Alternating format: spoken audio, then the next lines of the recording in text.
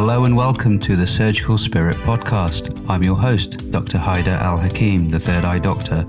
Pull up a chair and get ready for some candid and uncompromising discussion with experts, innovators, agitators, and influential people from every corner of health and well-being. From inside the hospital to at home in the kitchen, we're leaving no stone unturned in our quest to uncover the secrets of healthier, happier, more successful, and less stressful lives. Thank you so much for joining us, and without further ado, let's meet this episode's guest.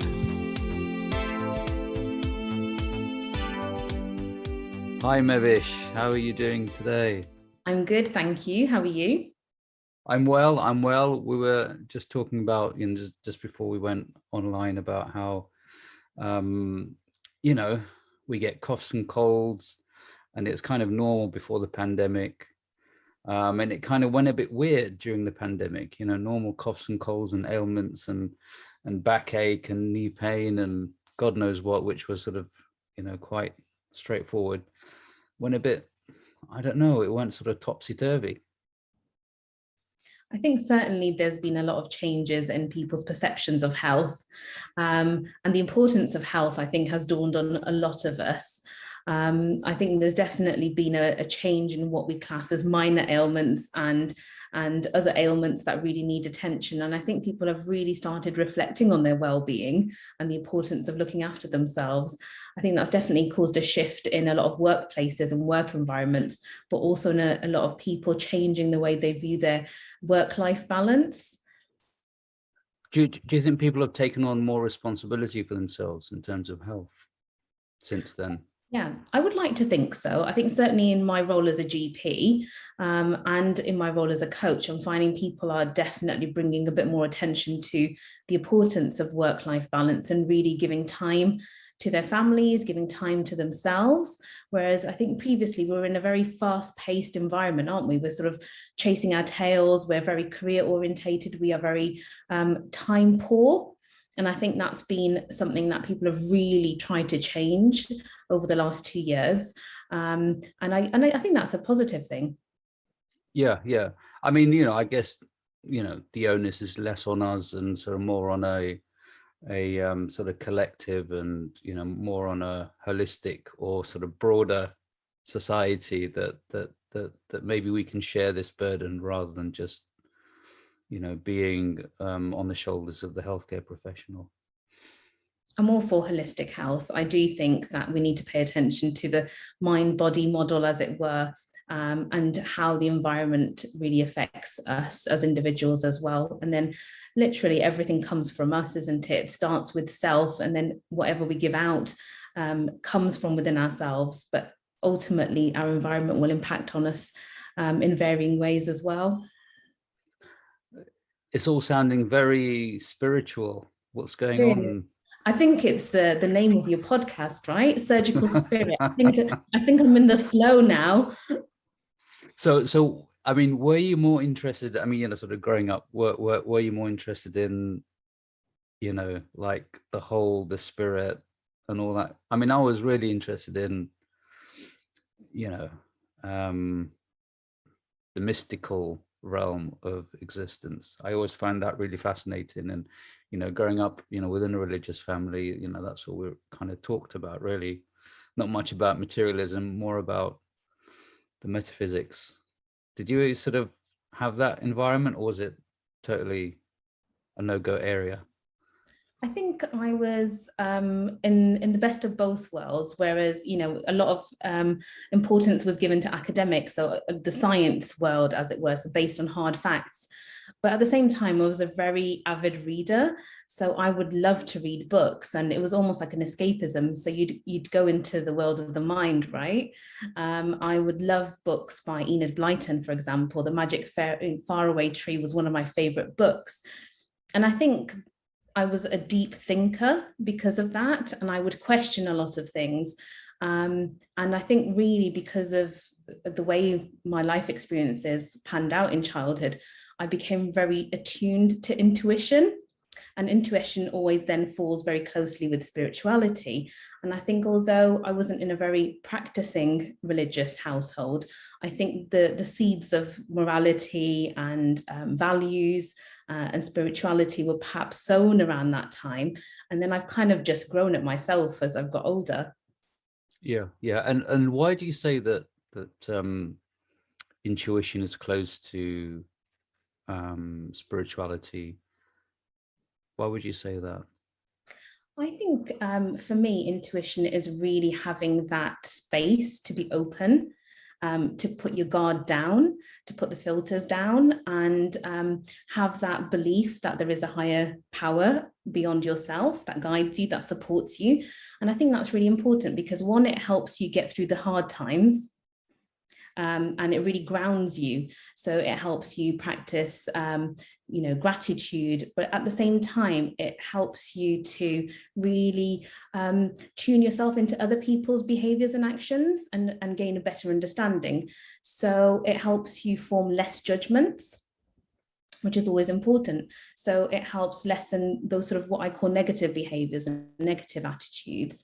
I think inherently I'm quite an optimist, I'm quite a positive person. So I do believe, yes, the reality of life is there will be ups and downs and there'll be hardships and there will be good times. But if we can perhaps shift the perspective more on a positive outlook, on a more sort of gratitude-based outlook, it just gives us that little bit more stability. And I think intuition is something that's quite key in all of that as well.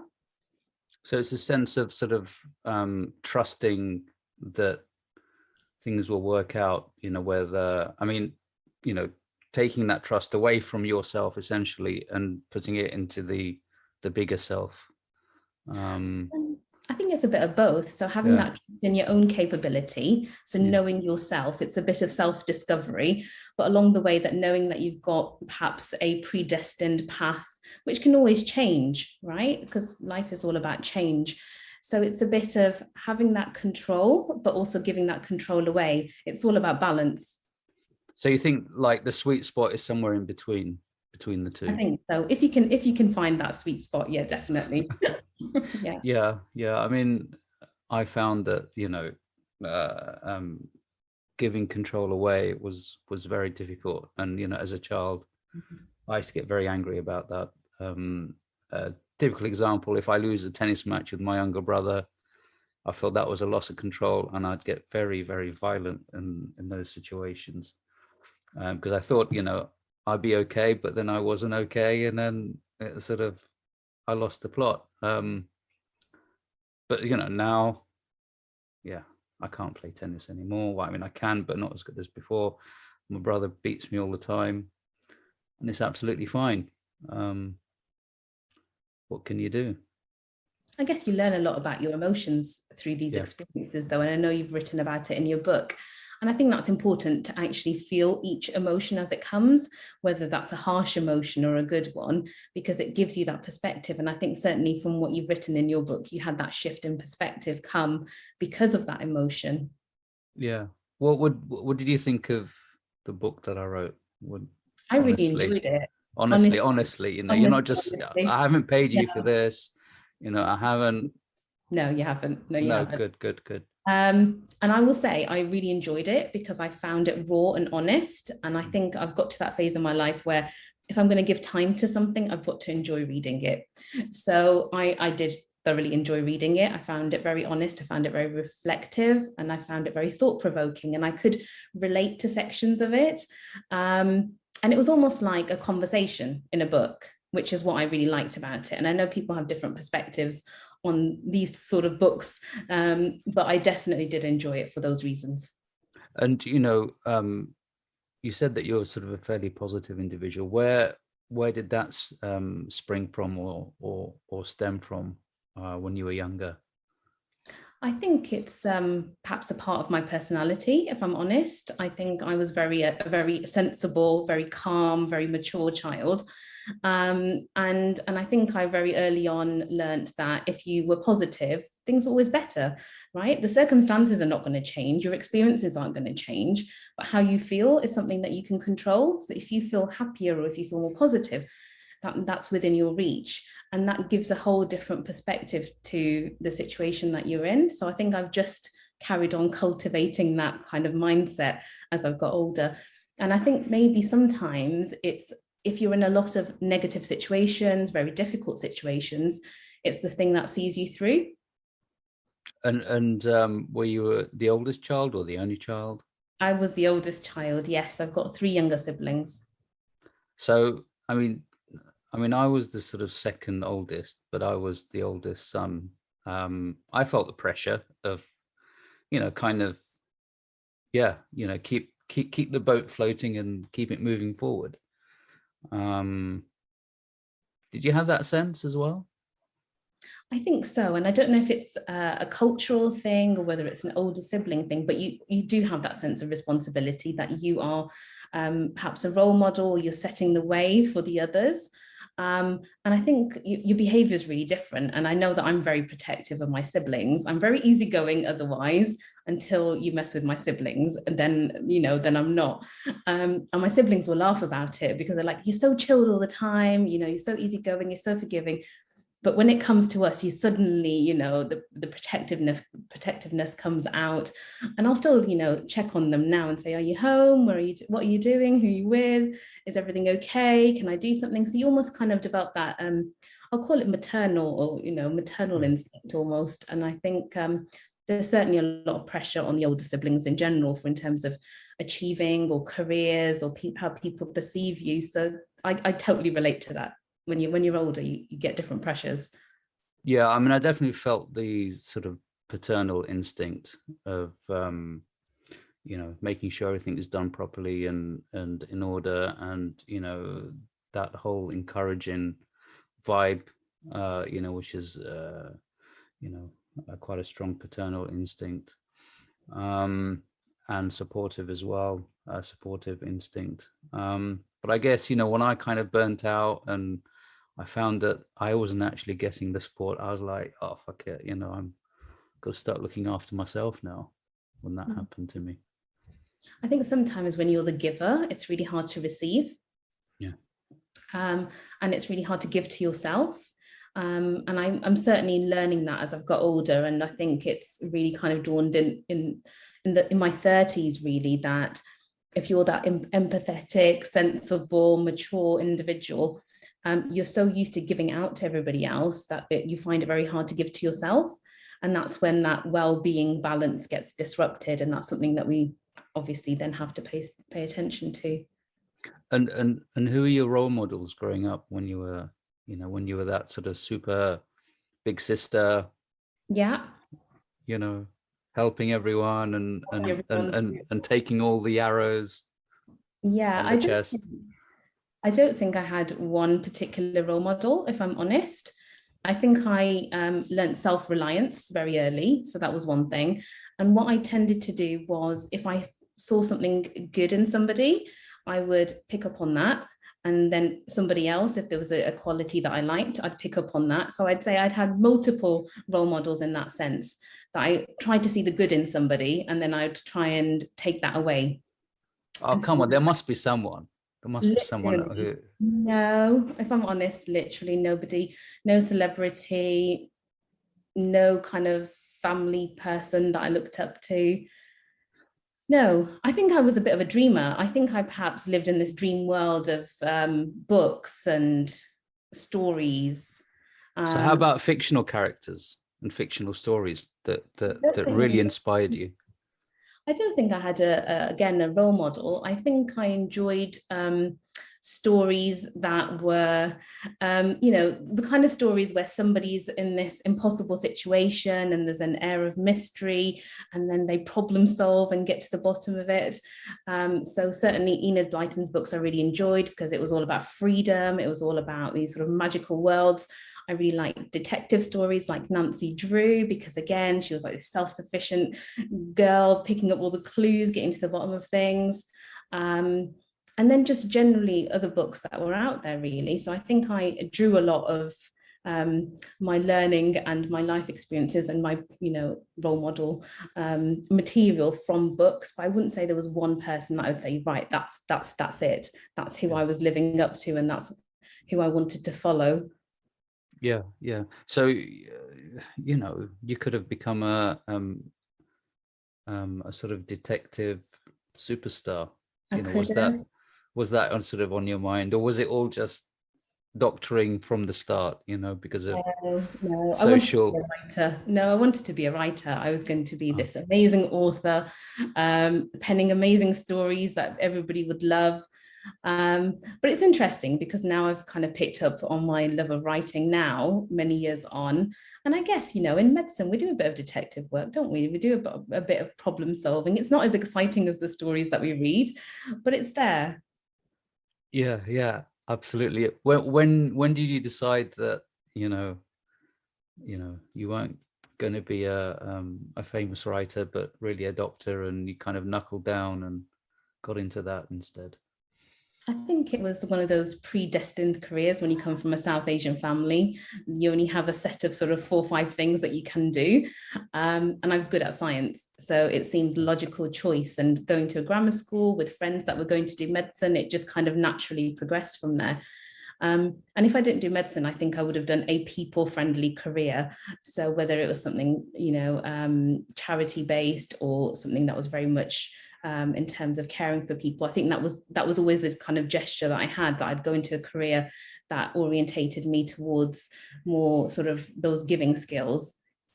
But at the same time was academic and paid well because from a young age, I came from a single parent family and I lived in a very South Asian environment. And being the eldest female child, I found that there were a lot of judgments, there were a lot of prejudices, there were a lot of people trying to pull you back and discourage growth.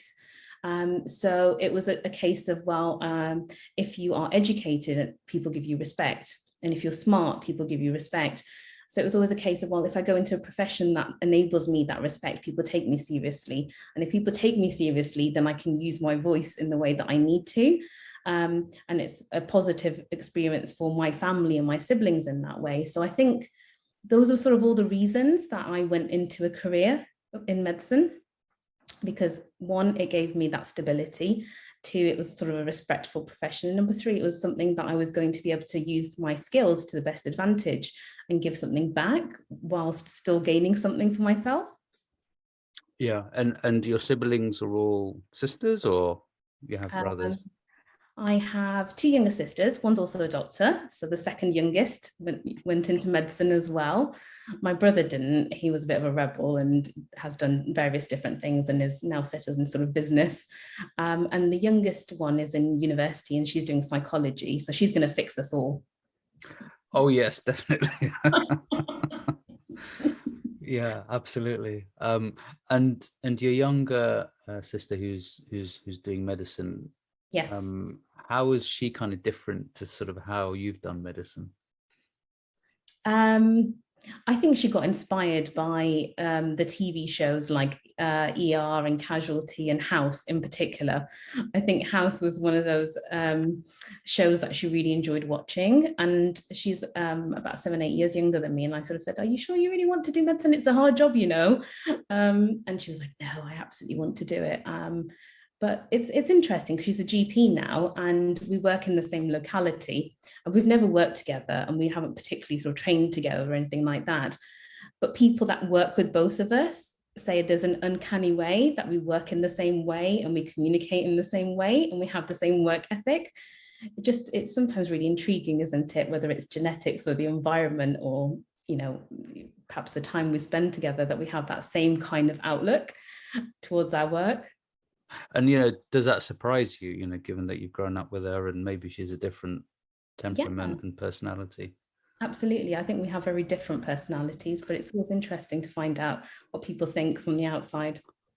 Yeah, yeah. I mean, I see that in my son, not normally he's not like me, but when he's out there in society, it's like a copy of me, which is a bit disconcerting. And I say it's not flattering because, I see my shortcomings. But then I can't tell him about it really, because I think it sort of defeats the purpose of him finding himself. I think shortcomings are what make us individual. And You're maybe the right. shortcomings are his strengths. You never know. It's all on Yeah. perspective, isn't it? Yeah, I mean, I can't say anything. I mean, I don't think it's my role, No. to sort of Yeah. say, well, actually, this is pretty crap what you're doing here because it's a reflection of me and I can see it. And you can quite easily say, well, Dad, that's exactly what you're like, and it's like, okay, yes. So I could, Okay. Yeah. I can see that argument. Yeah, I can see that argument coming.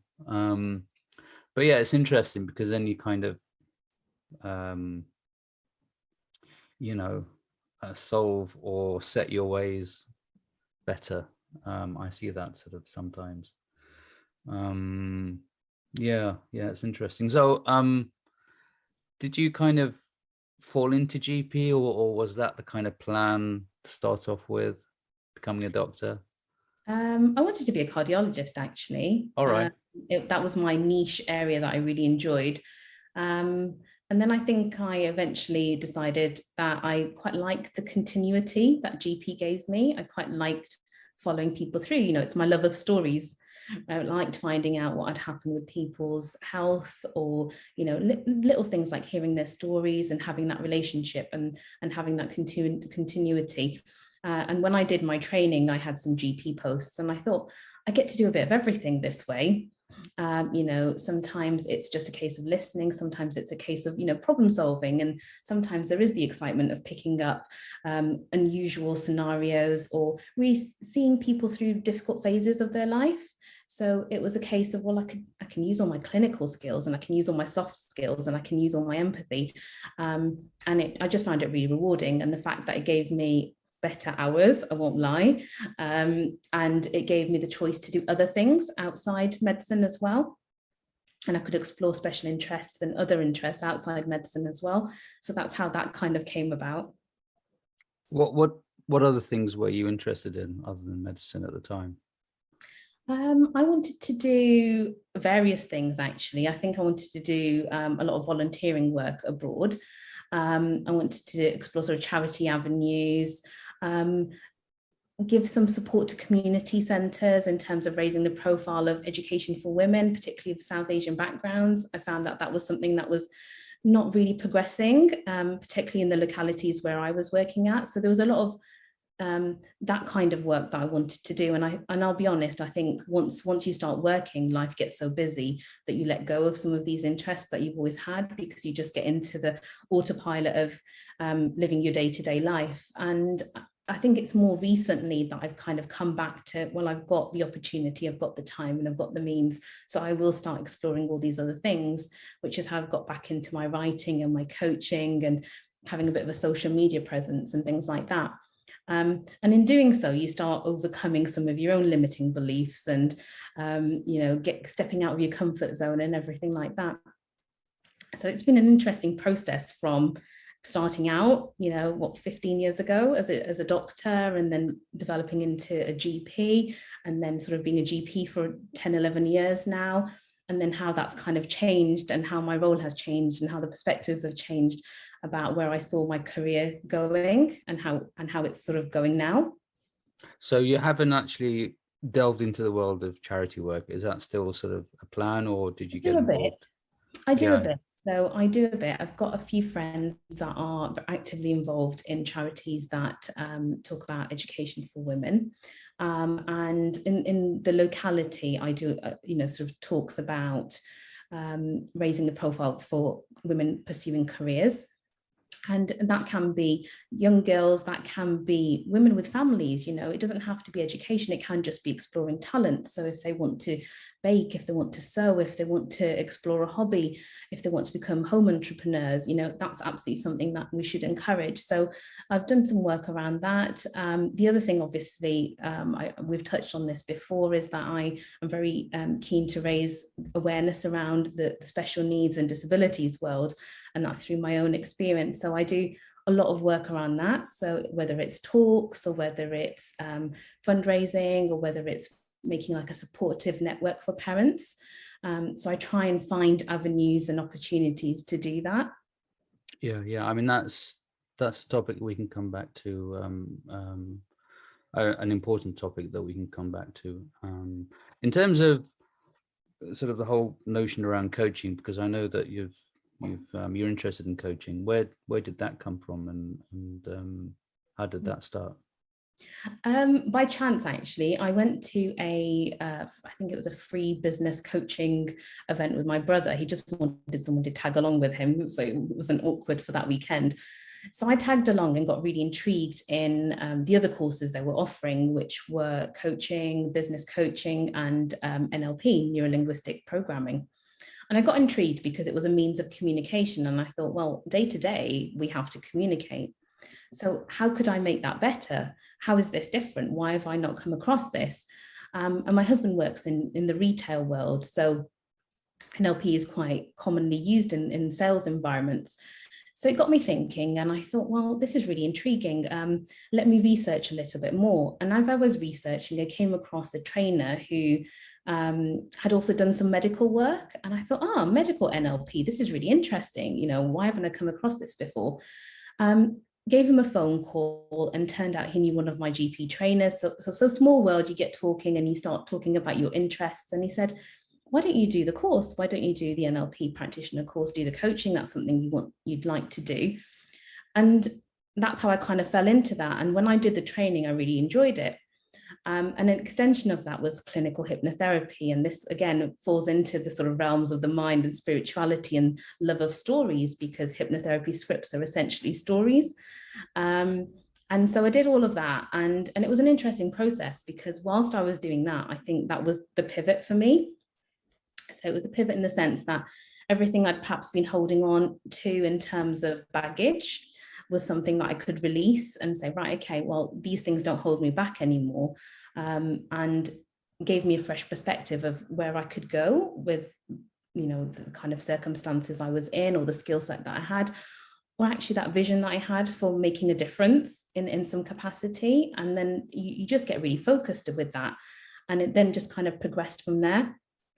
And then I've kind of branched that coaching out into various avenues. So coaching medics, running courses, doing well-being, but particularly kind of coaching in the wider sense. So you essentially coach in everyday life. You coach when you're parenting, you coach when you're talking to your colleagues, you coach when you're talking to your friends. And when I do all the other work that I've talked about, again, that's coaching people into thinking and reflecting, and just taking ownership of their stories and their lives. So, you know, you'll start seeing how everything connects for me. So it's always about people's stories, journeys, change, making a difference, positivity. I think these are also the key words for me. And really, in essence, everything that I kind of work towards, or everything that I'd like to embody. And where do you think the biggest obstacles come when we lose that positivity in life? What are sort of things that stop us holding on to these things, you know, the positivity ropes, so to speak? I think positivity is like a high energy state. So you remain focused and you remain grounded, and you have that belief. And if you lose positivity, I think you've sort of, it's almost like sinking into a dark place, a place where you don't have hope. And I think hope is a big word. When you lose hope, and you lose that light, and you lose that belief in yourself, and you lose that awareness, you just become into this state of just being. And sometimes that's a good thing if there is light in that space. But if it's a completely dark space, it becomes very difficult to come out of that. And I think I'm very much somebody that knows that life is always going to be hard. It's always going to be a different kind of hard. And you just keep working through it. And if you keep working through it, you'll utilize your skills that you've learned from the last hardship to the next one. And that's not to say that there haven't been perhaps those dark spaces and patches. There have been, but I think positivity is that rope out of that dark space. And it helps you go up back to where you need to be. And I think if you lose hope, lose sight of that, lose that rope, then you're in that space for a longer period of time. And time is short. Yeah. What are sort of tips? I mean, it's sort of very, very cliche, but what are sort of things that that you can do, which are reasonably simple, that give that hope back to people who, who need that extra help in positivity?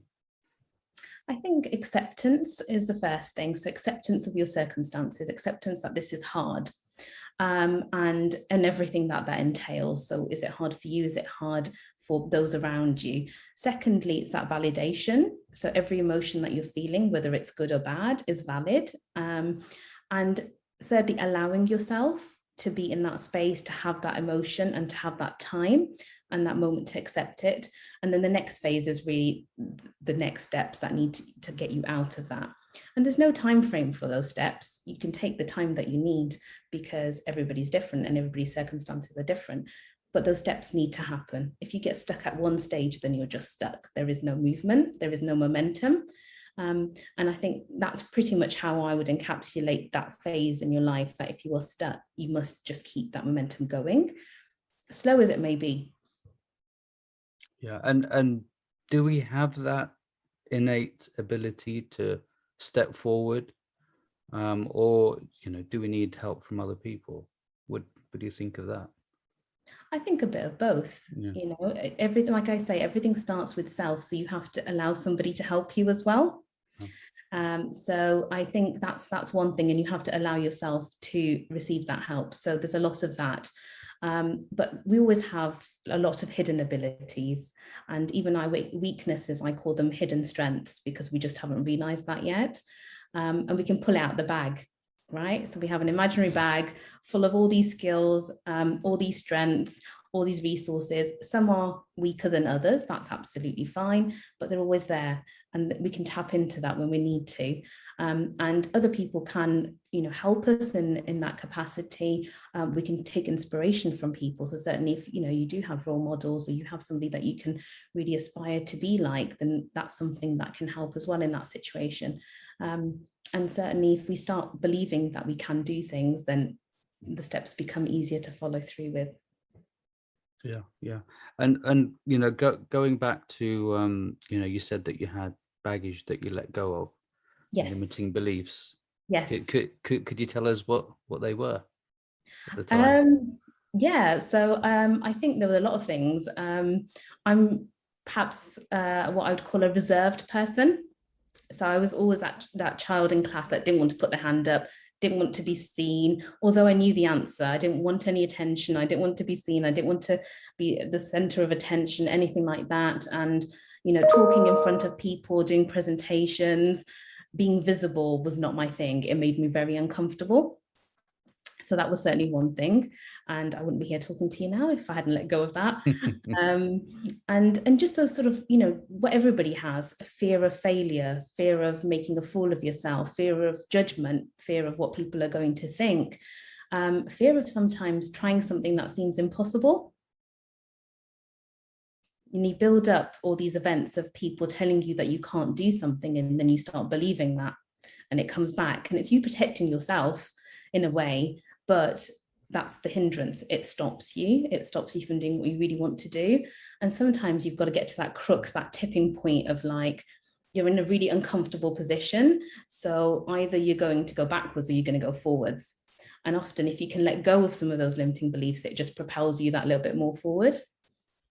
So it was that NLP, I think, course so. That kind of tipped the it tipped the balance. I would say it's the balance, yes. And I think the propelling factor was perhaps when I had my son, and I think that really created a complete shift in the way I see life and see the world. And I think those two things in combination came quite close together, and that completely shifted things for me. Tell us about having your son.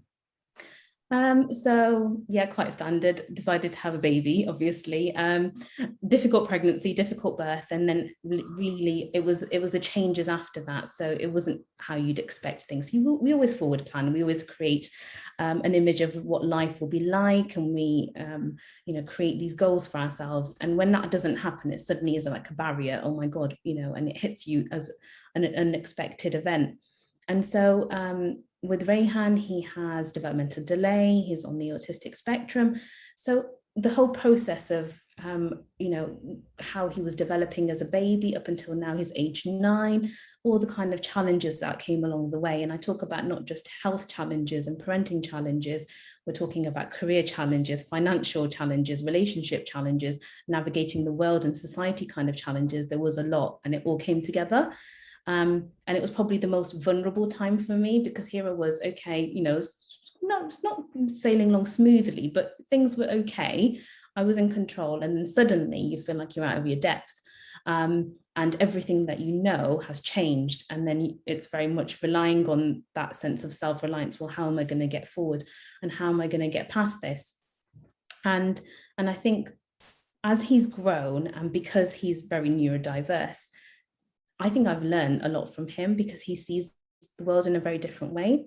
So it's very subtle things where he would be really attuned to a sound, or really attuned to the weather, or, you know, he would see things and hear things that I'd completely missed, because I'm in this blanket world of just living and just doing, and, you know, that semi-autopilot thing. And I think it really kind of grounded me to the sense of living, if that makes sense. So the fact that, yes, we have this time now. Am I really experiencing everything fully? So have I really taken notice of the sun shining? Have I listened to the birds outside? Have I noticed that a car's driven past? Have I noticed that I'm maybe feeling hungry or I'm feeling happy? Just all those little moments that I think we've tend to overlook because we put our filters on. I think I became a bit more attuned to that through his experiences, and tried to really live experiences through his eyes. And that kind of positivity and that kind of directness as well, I think I picked up from him as well, because he was just very direct with everything. There was no filter of being too nice or, you know, being mean. It was very much, I want this, and this is how I'm going to say it. And it's interesting then, because it starts putting a perspective on the boundaries that we create, and the stresses we create in social navigation and relationships. And I'd say I've learned social skills from my son. You know, if you say it direct, that's the best way. You don't need to kind of cotton wool pad it or anything like that. And I think that that's probably kind of two things I've picked up from him and carried forward. And it's been an interesting journey. I mean, I could probably talk for hours and hours about it, but I think, you know, for the purposes of today, I think I need to keep it nice and brief and short. Yeah, well, I mean, we don't have to. I mean, I'm more than happy to hear, you know, the extended version. What was the most frustrating thing about your experiences of having your child and the changes, you know, all those multi-dimensional changes that you mentioned, that you experienced? Stigma, judgments, lack of compassion, a lack of inclusion, lack of acceptance of disability and diversity. This is coming from where? Everywhere, right. Everywhere. So within families, in the social settings, in workplaces, literally everywhere. And sort of what got you angry or frustrated the most from which aspect of that? I think as I've kind of navigated the last 9 years, it's been a growth for me to kind of navigate this journey. So initially it was very much like, oh, you've got to get through each hardship and you've got to deal with each obstructive comment or obstructive scenario. So I'll give some examples. I had to leave my salaried post because I couldn't get childcare. But when I say I couldn't get childcare, it was really difficult for family to try and help because of his needs. And obviously everybody's got their own commitments and health problems. So I had to put him in a nursery when he was 2, and nursery hours are quite reduced compared to GP hours. And so I had to leave my salaried post, I had to locum. And in order to do that, I was dropping him to a nursery that I trusted, and finding a nursery was very hard. So I would drive 30 to 45 minutes to drop him to nursery. And then I'd drive another 30 to 45 minutes to get to a workplace. So I had sort of set locum places. And at the end of the day, I would then do that journey. So I was doing a 3-hour round trip just to get him to nursery, me to work, and do the run. And that went on for about 2 years. And at that point, I would say the locum practices were fantastic. They really facilitated my hours to enable me to do that. And they were really understanding. But certainly other places I've worked haven't been. And for, you know, following on from that, when I've gone back into roles as well, there's always been this kind of inflexibility or lack of understanding of changes that are needed. So if you need shorter days, or if you want to do longer days with just different hours, or I tend to give my annual leave in a year in advance, it's always been difficult. So just normal things that people do in a work environment have been difficult. But I think I've got to that stage now that I'm very open when I go into an environment and say, right, this is my situation, this is how I work, this is my rota for the year. Like, I literally am very organized with my time, and I will plan every eventuality. So I always have a childcare step for A, B, and C. And where I work now, again, they've been fantastic. And I think it's just finding those people that enable those conversations and take it on board.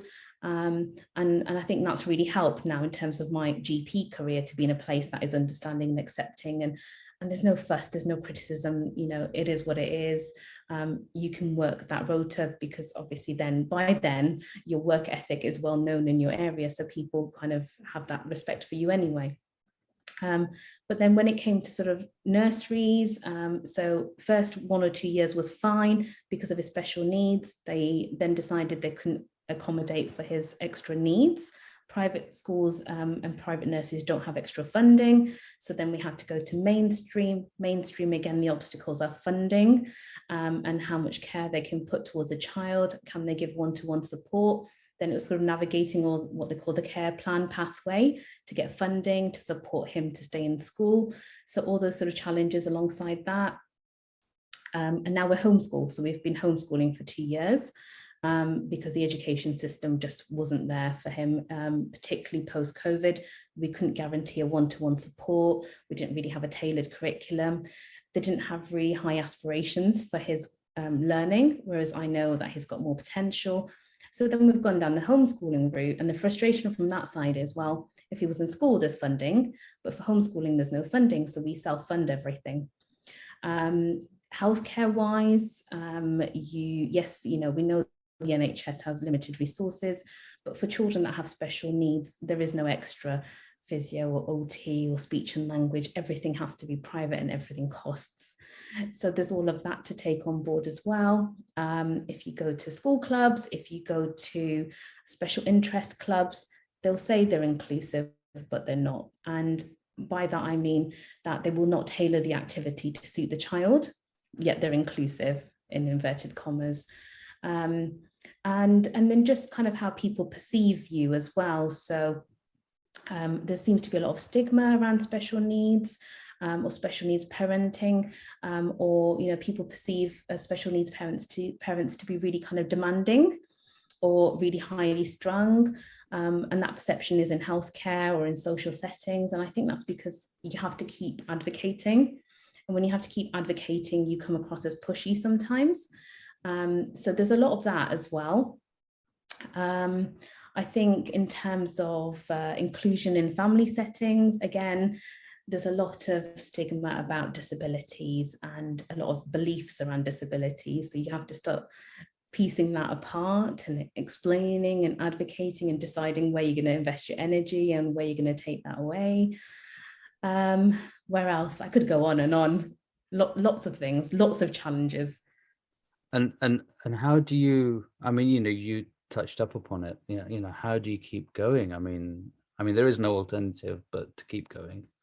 But what are sort of things that sort of keep that spark within you bright and sparkly?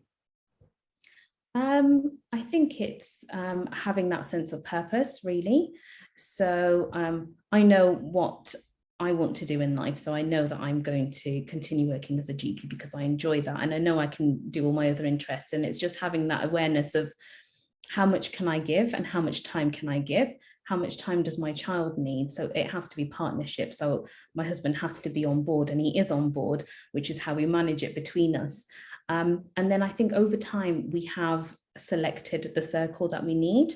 They say it takes a village, but a lot of people don't have a village. So you pick who is going to be in your support network and who's going to be on board with that.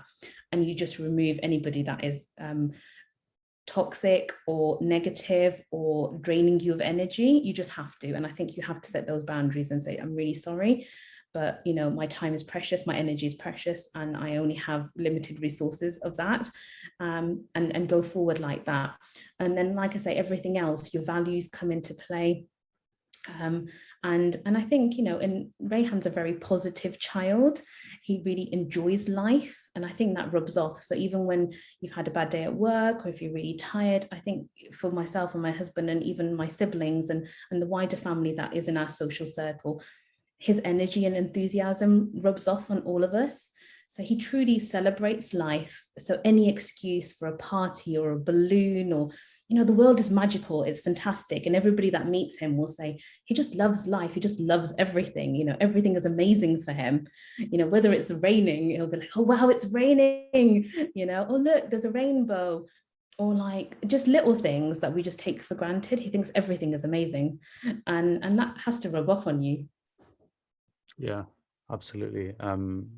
We've got I've got a child who is sort of on the spectrum, and yeah, she does some crazy things sometimes, but it wakes you up. It makes you more conscious of yourself, rather than just the same old routine over and over again. And it does make you reflect on your life, so to speak. I think honestly, I've got to the point, you're talking about the 40s, I'm going to be 40 soon. And I've got to the point where I think actually maybe it's a blessing. I want to say a blessing, because it's enabled a different perspective on life. I never would have had this insight if Rayhan hadn't come about. And if Rayhan hadn't come about, I wouldn't have been more mindful. I wouldn't be mindfully living, and I wouldn't be changing myself. And if I wasn't changing myself, I wouldn't be doing all the work that I'm doing. And, I think everything kind of links in sometimes. And when we start seeing the world through different lenses and different perspectives, it becomes more wholesome. And I think that wholesome experience then obviously links with spirituality, doesn't it? The true sense of living, the true sense of being, and the wider philosophy around that as well. Yeah. As they say in The Four Musketeers, all for one and one for all, I think. So, something like that. Something like that. Yeah, definitely. Yeah, that really inspired me when I was a child. And there was always one that was just a troublemaker, I think it was D'Artagnan or something like that. He was the real thorn in everyone, and I used to love that, because I used to always like to be the troublemaker out of the whole family. But surprise, surprise, as I get older, apparently there's other troublemakers even worse than me, which is Up. Next generation always steps up. Yeah, they always put us to shame, for sure, in terms of being rascals and anti institution and sort of so on. Yeah. Do you think there's going to be much change in terms of accepting these accepting diversity and accepting otherness in society? There has to be. And I think it's a case of just advocating louder.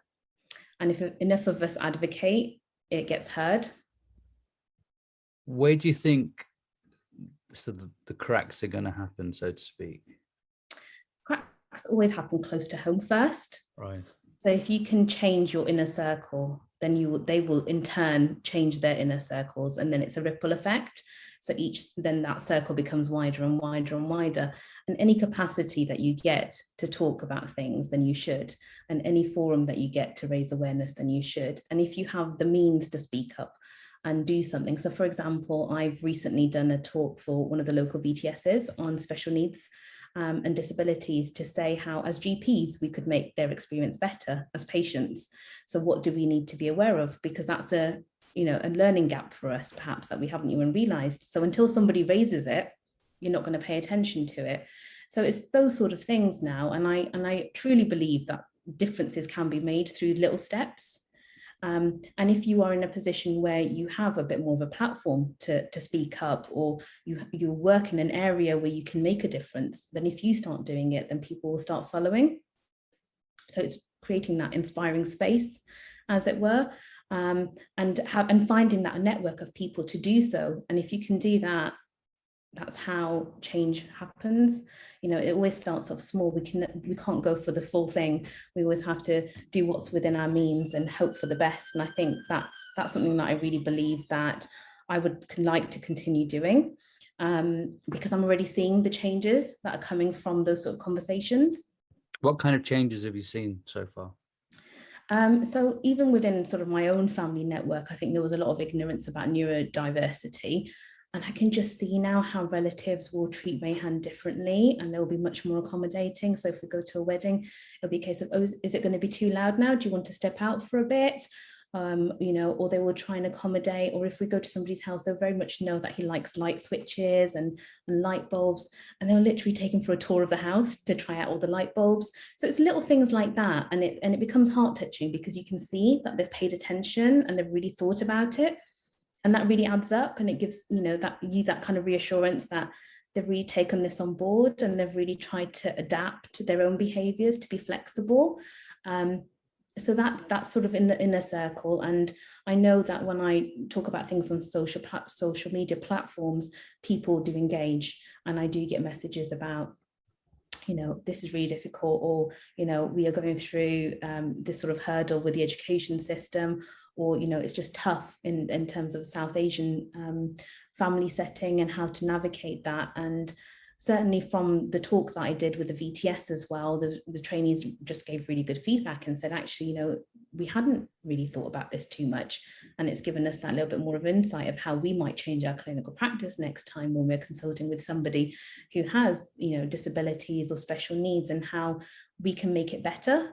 And it's a two-way process. So if we make it better as a clinician, it's better for them in terms of their patient journey as well.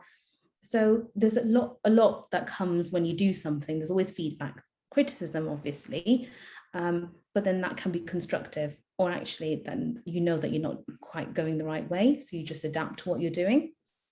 Yeah. And sort of, what are the sort of biggest criticisms that you've taken in and thought about and think are reasonably valid?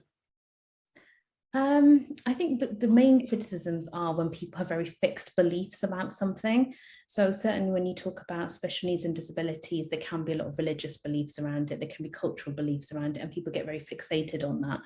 And then to try and challenge that can be quite tricky, and people might find that you're being, a bit rude, or you're not taking on board their belief system sometimes. But I think as long as you respectfully challenge, and you've got the right way to approach things, and really, you're not being aggressive, not being pushy, you're being very understanding, but still putting your point across, then it's that's not a bad thing. I think you should continue to do that. And sometimes it's a learning point in yourself, and you've not considered something, or you've got something wrong, you've picked the wrong terminology, or somebody hasn't quite grasped the concept that you're trying to put across. So, it's a two-way street. We're not perfect, but we learn through communication and connection. Yeah. I mean, feedback is the biggest change maker for us, I think. And if we're allowed to have that constant feedback and open to feedback, I think it will make the whole journey that bit more worthwhile. It will, definitely. I'd love to hear a few of the poems that you've written in your book, A Rose of All Colours. Oh, okay. I don't know any of by heart, I'll be very honest. I'll tell you how that book came about. I'd been writing poetry, and it's a bit of catharsis for me. If I'm feeling a bit kind of overwhelmed in my head, I'm definitely an overthinker, I have to get it out in some way. So that's how the poems come about. And poems are great because it's short and sweet, and it gets everything out, and it's open to interpretation. So people will get different messages from what you've written. So I had a Word document of all these poems I've written over time, and it was a varied collection. And Rayhan got COVID, and that was like the first cycle. So, obviously as a parent, you get really stressed out. COVID had just come about. And what I do when I'm stressed is I become very productive when I'm stressed. bizarrely. So rather than stressing and not sleeping, I decided I was going to self-publish my book. And my family know me very well. They know that if I've suddenly got this bee in my bonnet about something, it's probably because I'm stressed and I'm going to be productive instead. So I said, yeah, go for it. Just publish it. So I sat there in that week when I couldn't sleep, when he was sleeping and I was stressed out. And I went onto Amazon and I created the cover, uploaded all my poems, and I decided that's it. I'm just going to put it out there, however it is. And that's how that book came about. And it's a collection of poems that I would say are about life and life experiences. Some poems that I've written about the NHS. And obviously the collection that I really wanted to get out there were the ones that were about neurodiversity and differences and acceptance. So yeah, that kind of mixture. And so now it's out in the world. So give us a taste of one of the poems. Okay. Let me see if I have, I'll get my Kindle on my phone and I will share one with you.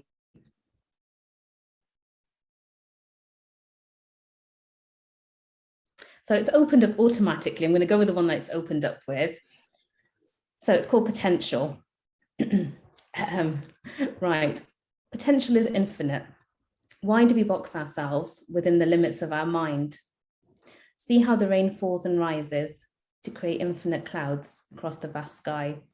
How free our hearts and minds could be if we knew how to break those limits, rising to realize our full potential. That is very much open to interpretation. It is absolutely. Yeah. So yeah, I mean, that's a short one. I think that the main one that I really kind of wrote and kind of put my heart into was the one about Rayhan. So it was about diversity and it was very much written about him. And I know a lot of people on social media have really liked that one, given me feedback on that one. I can read that if you like. Yes, please. Yeah. So it's called Diversity. For some, the sea is green and the sky is blue. I might not see it the same way as you. At times I'm different, but really the same. I have no label or diagnosis with a name. I might not keep at your pace, but I'll always try with a happy face. A little encouragement to succeed. With much affection, I will exceed. I see magic in candles, in all things bright, in balloons and bubbles, all that take flight. A warm cuddle is all I need, and maybe a string and my favorite bead. Happy birthday is all I'll sing, because cake and parties are my favorite thing. I know my gadgets, I know my tools. I love holidays, I love my splashy pools. I like friends on play dates with lots of toys. Sometimes I get troubled by too much noise. With reassurance, I'll soon be fine. I just need understanding and a little time. I share my love with all I know, and I'll be more amazing as I grow. I'm mommy's boy and daddy's star. My aunties love me the most by far. I see wonder and joy all around. I'm always up, never down. You'll see me busy, as much to explore. Many activities, but I'll always seek more. So many details I'll never forget. I see all the small things you haven't noticed yet. The world is awesome, exciting and new. I'd love for you to see it from my view too. That's awesome. That's wonderful. And yeah, I see that in my daughter. That's great. How can people get hold of you? What's the best way? And what would you like next for yourself? You can get hold of me on social media. I'm on LinkedIn. I'm on Instagram as Dr. Stetha Coach. I'm on Twitter as well, not too active on Twitter as Dr. Mehwish Sharif. So I think that's my main social media platforms. What's next? Truthfully, I don't know. I've learned not to think too far ahead. I tend to go with the flow now. And if something comes to me, I tend to go with that and I let the energy carry me. The wider energy carry me is what I'm going to say. And I think sometimes that is an invisible guide and we just have to pay attention and listen in and follow that. Wonderful. Thank you so much, Mehwish. It's been an absolute pleasure. Thank you. Thank you for having me.